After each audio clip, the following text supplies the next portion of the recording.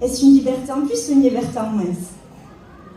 Franchement, là, c'est trop agréable pour être une liberté en moins. C'est pas comme l'autre fois où je me forçais à faire la conversation. Là, je sens que ça ne va pas être très compliqué de tout enlever. Je le sens. Je sens tout.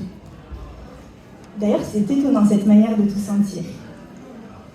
On aurait pu croire que le nez serait moins impliqué dans l'affaire, et pourtant, je sens tout. C'est pas comme l'autre fois avec l'autre qui pue vraiment trop le parfum. Heureusement que personne ne voit la petite lueur caractéristique qui vient de s'allumer dans mes yeux. Elle s'est allumée, c'est sûr. C'est trop tard pour la cacher, c'est trop tard pour être gênée. Je n'ai aucun pouvoir dessus. Quand elle s'allume, à quel point elle brille.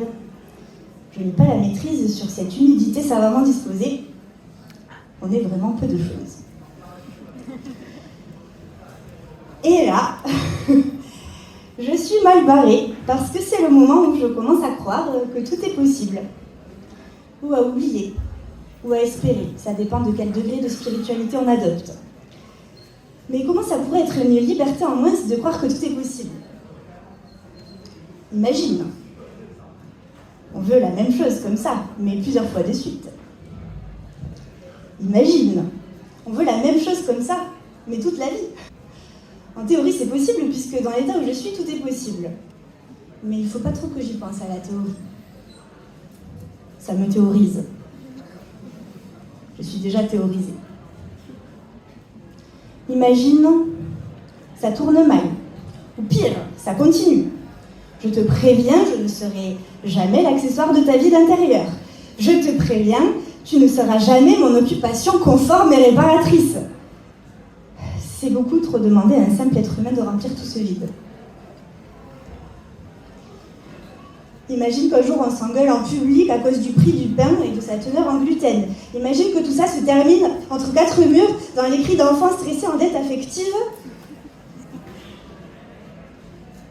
Comment font les autres quand ça leur arrive? Je les vois bien se parler, se tenir la main, s'embrasser, emménager ensemble, répondre « nous ça va ». Mais concrètement, comment font les autres quand ça leur arrive? Est-ce que ça arrive aux autres d'ailleurs? Je dois bien dire que tout ça me dépasse.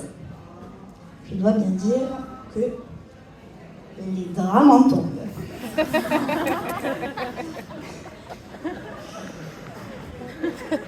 Bon.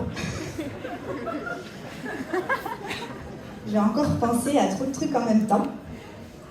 Je fais une petite blague pour meubler. Ça me donne une contenance.